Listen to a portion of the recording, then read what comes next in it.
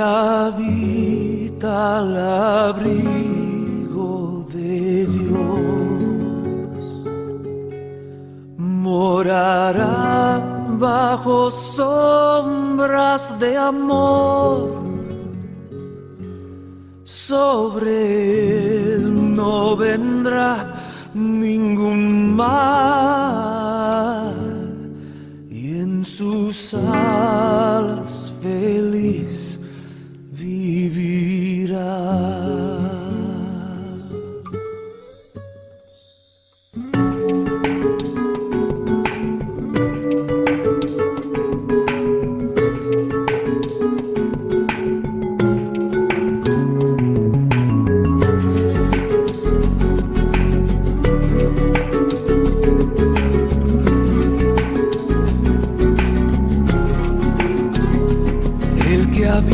Al abrigo de Dios morará bajo sombras de amor.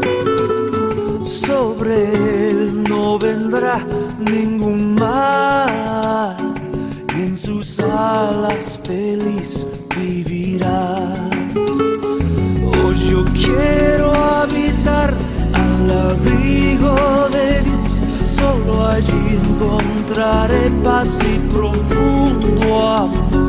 Mi delicia es con él, comunión disfrutar y por siempre su nombre alabar.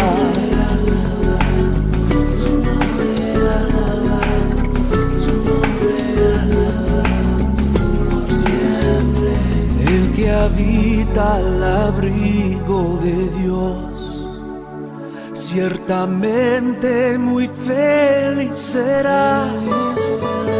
Ángeles guardarán su salud y sus pies nunca resbalarán. Hoy yo quiero habitar al abrigo de Dios, solo allí encontraré paz y profundo amor. Mi delicia es con él, comunión disfrutar y por siempre su nombre alabar.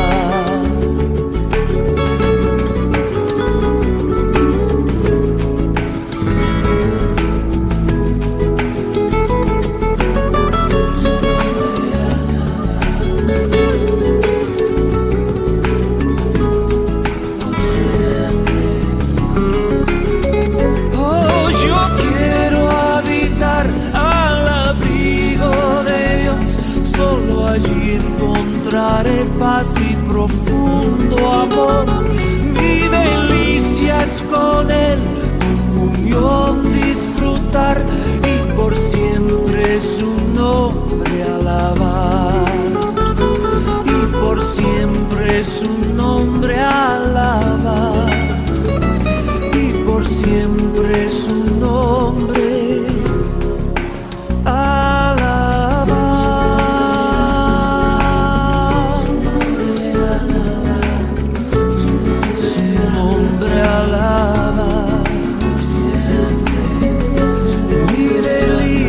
Es con él,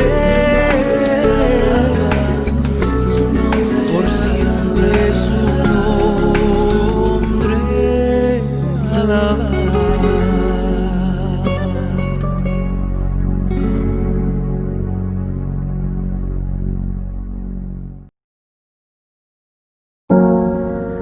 Cristo me ayuda por él a vivir. Cristo me ayuda por él a morir, hasta que llegue su gloria a ver. Cada momento le entrego mi ser, cada momento la vida me da, cada momento conmigo él está, hasta que llegue su gloria a ver. Cada momento le entrego mi ser. débil estoy, Cristo me dice tu amparo yo soy. Cada momento en tinieblas o luz, siempre conmigo está mi Jesús. Cada momento la vida me da, cada momento conmigo Él está, hasta que llegue su gloria a ver. Cada momento le entrego mi ser. Número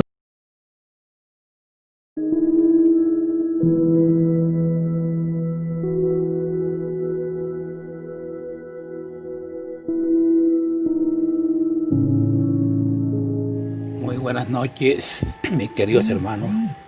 Les aman el amor de Cristo. Vamos a comenzar nuestro estudio en esta noche con una oración. Señor, en este día te alabamos, te glorificamos, te damos la honra y la gloria, porque tú eres bueno para siempre, tu misericordia. Guíanos, Señor, en este estudio, Padre, que sea tu Santo Espíritu el que ponga en mi mente, en mi corazón, las palabras que voy a compartir con mis hermanos. Prepararles a ellos también en sus mentes, en sus corazones, para recibir esta palabra. Oramos en el nombre de Jesús. Amén.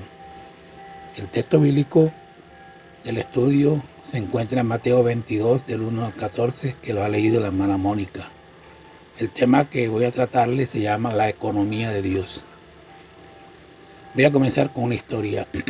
Se cuenta un abogado que vivía en Escocia, que en una ocasión alquiló un caballo de un hombre pobre y tanto abusó del animal que éste murió. El hombre pobre insistió en que el abogado pagara por su caballo. El abogado no negó su responsabilidad y le dijo al hombre pobre que estaba dispuesto a pagar. Pero le dijo: en este momento estoy algo escaso de dinero y agradecería si me permitiera aplazar el pago. El pobre labrador, que era un hombre muy comprensivo, no tuvo inconveniente en dar al abogado un poco de tiempo para cumplir con su compromiso. Ante la insistencia del abogado de no poder pagar en un tiempo muy cercano, el labrador le respondió que simplemente fijara en la fecha. Siendo una persona astuta, el abogado redactó el documento estableciendo que pagaría por el caballo el día del juicio final. Sospechando haber sido engañado, el hombre fue al tribunal de justicia y pidió al juez que examinara su documento. Después de que el juez examinó la nota, estuvo de acuerdo en que el documento era perfectamente legal y dirigiéndose al abogado le dijo: el día del juicio ha llegado, pague al hombre por su caballo. La Biblia narra que después de la resurrección, el Señor Jesús le dio a los apóstoles el contenido total de lo que era la iglesia. Contrariamente a lo que muchos teólogos dicen refiriéndose a una iglesia primitiva o arcaica, la iglesia del principio llegó a vivir la plenitud de Cristo. Muchos tal vez consideran que la iglesia del principio fue una iglesia niña, es decir, le faltó muchas cosas por alcanzar. Sin embargo, es todo lo contrario. Creo que será difícil que nosotros alcancemos la estatura de los que ellos alcanzaron al principio. La Biblia dice en más de una ocasión que Dios bendijo mucho a esa iglesia primitiva y que esa iglesia se multiplicó rápidamente, como sucedió con la iglesia de Antioquía. No es posible pensar que la iglesia del libro de los Hechos era niña, pues para empezar estaba conformada por los 12 apóstoles, hombres que vivieron con Cristo desde el Jordán hasta la resurrección. Además de los 12 apóstoles, también hubo muchos discípulos que siguieron al Señor durante su ministerio. Tales hermanos del principio tuvieron la experiencia de estar presentes en el aposento alto, ser testigos del bautismo y derramamiento del Espíritu Santo. Tal iglesia llegó a la plenitud. Entre ellos se desarrollaron apóstoles, profetas, evangelistas, maestros, los que hacían milagros. En fin, todos los miembros desarrollaron sus dones para el servicio del cuerpo de Cristo. Con el transcurrir de los siglos, la iglesia entró a lo que conocemos como el oscurantismo. época en que la Iglesia dejó de ser orgánica para convertirse en la religión católica.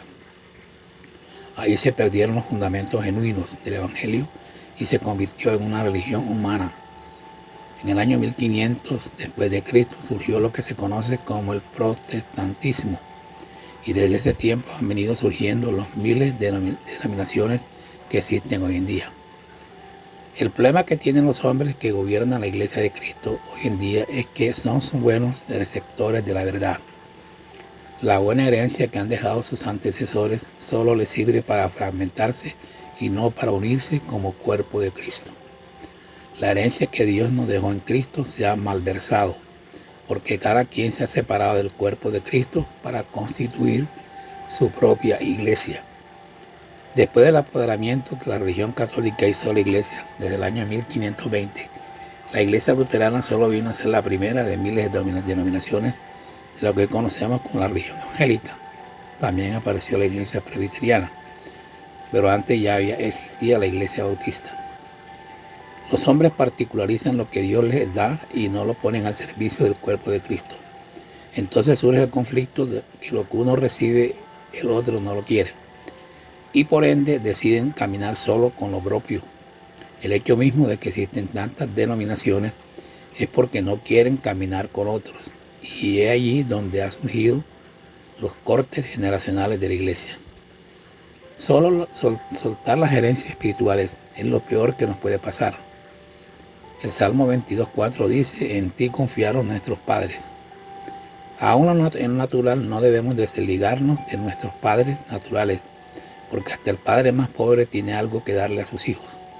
No podemos cortar los vínculos que nos unen al cuerpo de Cristo, que está diseminado en todo el mundo. No podemos negar que hay hombres a quienes Dios les ha confiado verdades muy preciosas y fundamentales.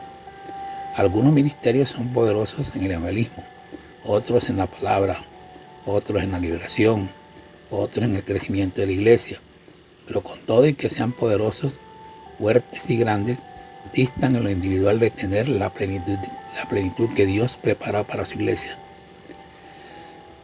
Apocalipsis 6:14 dice: y el cielo desapareció como un pergamino que se enrolla, y todo monte e islas fueron removidos de su lugar.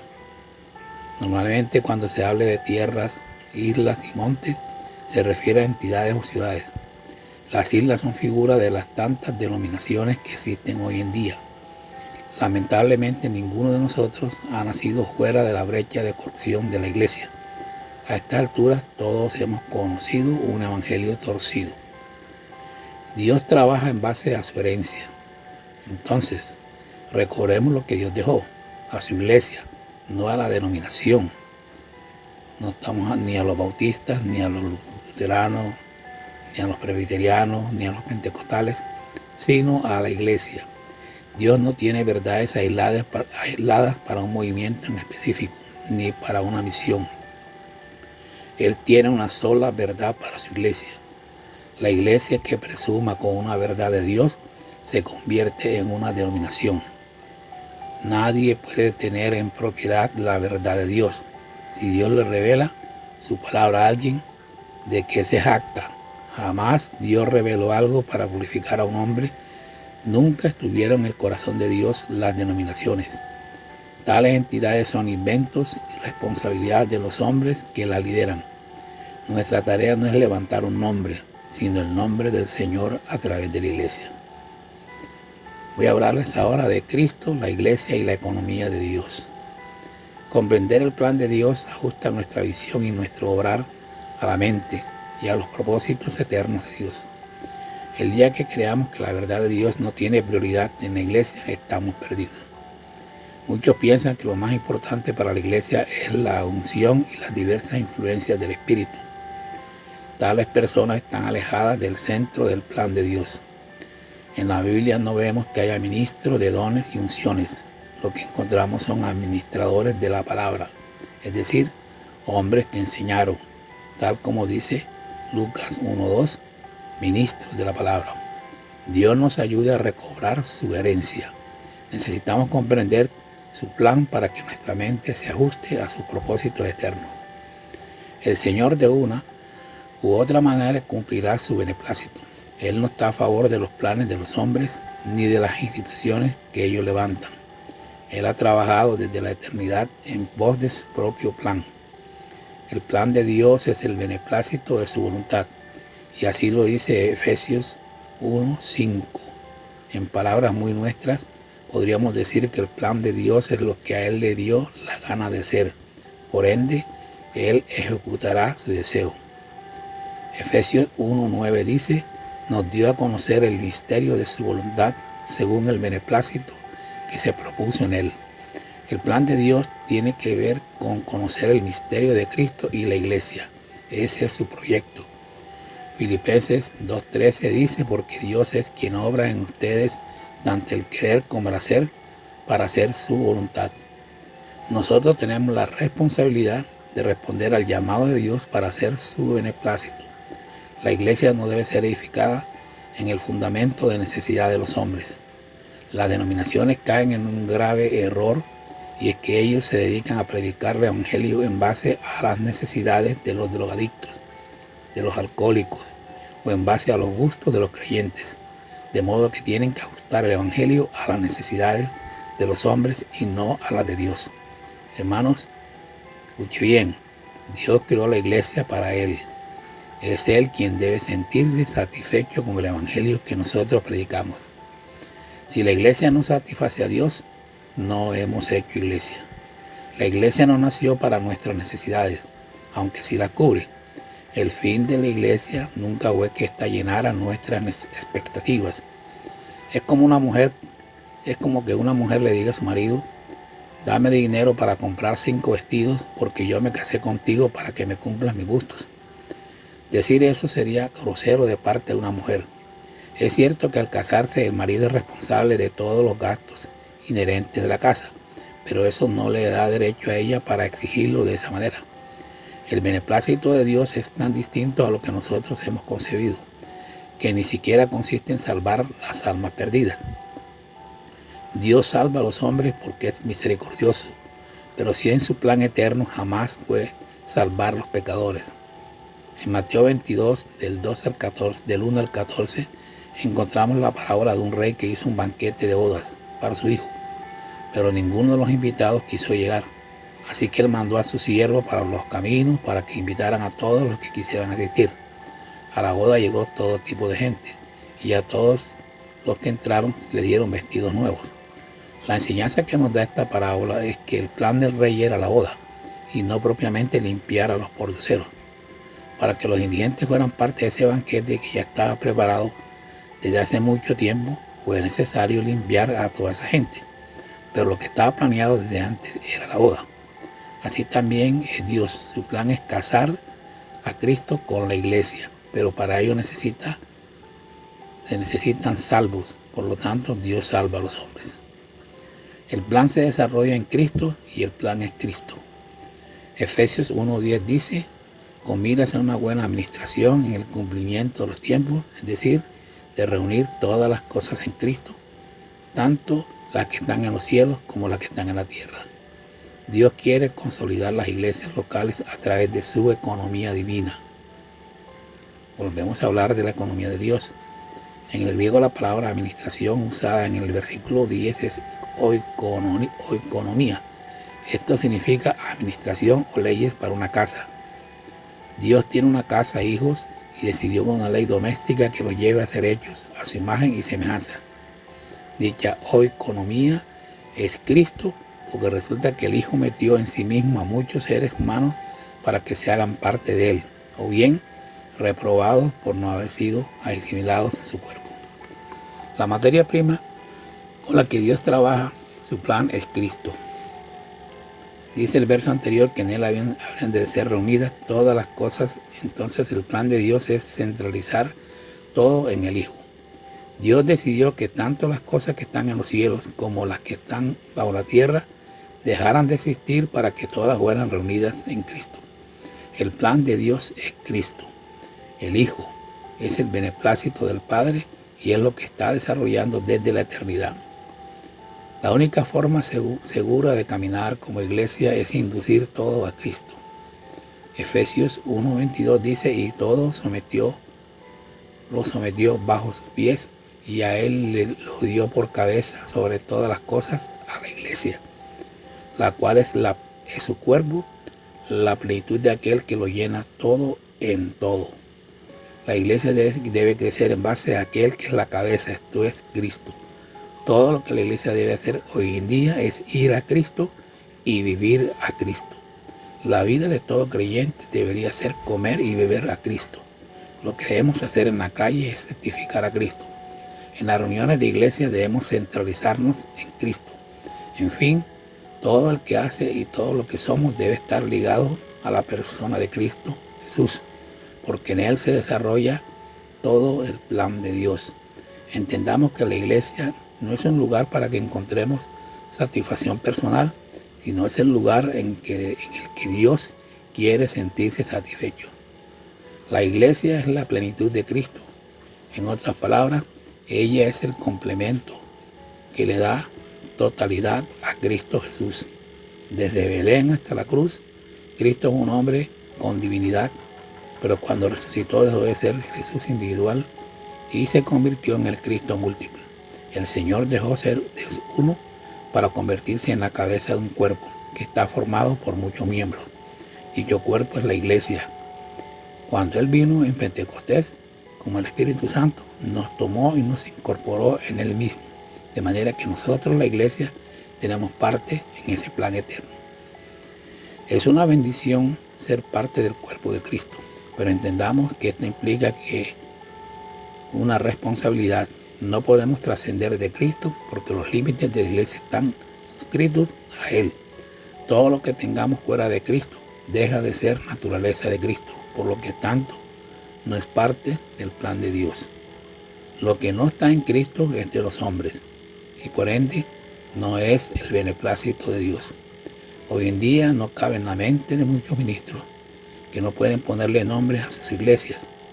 Es una gran desventaja en medio de este mundo mercadológico, evangélico. No tener un nombre, hermanos, para desarrollar el plan de Dios. Hay que estar dispuesto a hacer nada y llevar ese oprobio.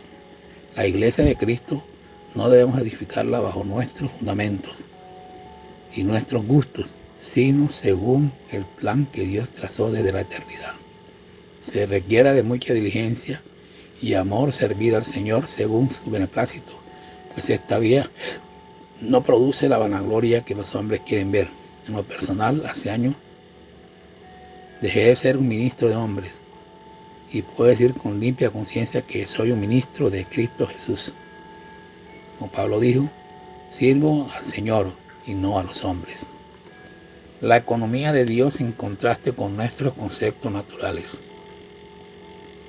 Existe una gran diferencia entre la economía de Dios y el concepto natural humano. Nuestra tendencia natural consiste en que una vez que somos salvos, tratamos de mejorar nuestro comportamiento. Es probable que todo cristiano sincero haya tomado esa decisión alguna vez. Conforme a nuestra tendencia natural, pensamos que debemos enmendarnos. Tan pronto como nos damos cuenta de nuestras debilidades, le rogamos a Dios que nos ayude. Sin embargo, Él no contesta esta clase de oraciones. Cuanto más le pidamos que nos ayude a mejorarnos, menos lo hará. Al contrario, es posible que nuestro comportamiento empeore, debido a que nuestro concepto de recibir ayuda de Dios para mejorar nuestro comportamiento va en contra de su economía. La economía de Dios, escucha bien, amado hermano, consiste en que Él mismo se imparte y se forja en nosotros para que lo tomemos como nuestra vida y provisión de vida y así lo vivamos a Él. Esto no significa mejorar nuestro carácter humano, sino vivir a Dios mismo conforme a su economía. La intención de Dios es impartir su elemento, su sustancia y los ingredientes de su naturaleza en nuestro ser a fin de que lo vivamos a Él. Los cristianos han caído en la trampa de esforzarse por mejorar su carácter. Le damos gracias al Señor porque en su recobro estamos siendo rescatados de esa trampa. Hace muchos años yo mismo solía pedirle al Señor que me ayudara a mejorar mi comportamiento. Quería convertirme en un ser humano muy refinado. En particular anhelaba amar más a mi esposa. Cuando me di cuenta de mi ineptitud, le pedí ayuda al Señor. Ahora, en lugar de orar de esta manera, disfruto la economía de Dios. Puedo ver que su intención es impartirse a sí mismo en mi ser para que yo viva a Él. Transfusión interna, no corrección externa. Podríamos usar otras palabras para describir el deseo que Dios tiene de impartirse en nosotros. Dios quiere regarnos, nutrirnos, refrescarnos y alimentarnos, lo cual muestra que Él quiere nuestra vida, nuestro suministro de vida, nuestro alimento, nuestra bebida y nuestro aire. Él es la comida que nos nutre, la bebida que calma nuestra sed, el aire que nos refresca y el suministro de vida que nos enriquece. Como persona divina, Él infunde en nosotros sus elementos y nos hace semejantes a Él en vida y naturaleza. En su economía, Dios no busca mejorarnos externamente. En lugar de esto, nos transmite todo lo que Él es.